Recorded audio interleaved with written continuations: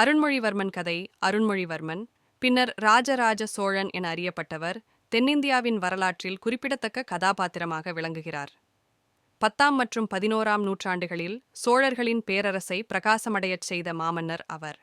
அவருடைய வாழ்க்கை கல்கி கிருஷ்ணமூர்த்தியின் புகழ்பெற்ற வரலாற்று புதினமான பொன்னியின் செல்வன் மூலம் இன்னும் பிரபலமானது. வரலாற்று பின்னணி. அருண்மொழிவர்மன் சோழ வம்சத்தில் பிறந்தவர். அவர் சுந்தர சோழனின் பராந்தகன் இரண்டாம் மூன்றாவது மகனாக இருந்தார். அவரின் மூத்த சகோதரர் ஆதித்த கரிகாலன் அரசராக்கப்பட்டிருப்பதோடு தங்கை குந்தவை பிள்ளையார் சோழ அரசியல் சூழலில் முக்கிய பாத்திரம் வகித்தார். சோழர்கள் பல போராட்டங்களை கண்டிருந்த நிலையில் அருண்மொழிவர்மன் அதை மாபெரும் பேரரசாக மாற்றினார். அருண்மொழியின் வாழ்க்கையின் முக்கிய அம்சங்கள். சிறுவயது மற்றும் பயிற்சி. அருண்மொழி சிறு வயதிலேயே நிர்வாகம், போர் தந்திரங்கள் மற்றும் அரசியல் விவகாரங்களில் பயிற்சி பெற்றார். அறிவாற்றலும் சாதுவான தன்மையும் கொண்டவராக திகழ்ந்ததால் அவர் மக்களிடம் விரைவாக மதிப்பையும் செல்வாக்கையும் பெற்றார். ஆதித்த கரிகாலன் சீரிய குணமுடையவராக இருந்தாலும் அருண்மொழி அமைதியான பார்வை கொண்ட பண்டிதராக இருந்தார்.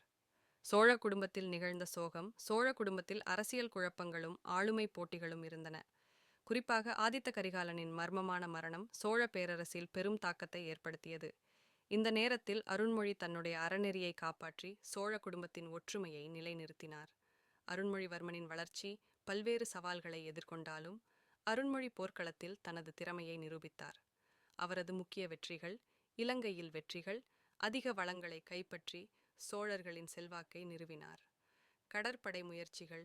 வங்காள விரிகுடாவில் சோழர்களின் கடற்படையை முன்னணியாக்கியார். தென் இந்தியாவின் வெற்றிகள்.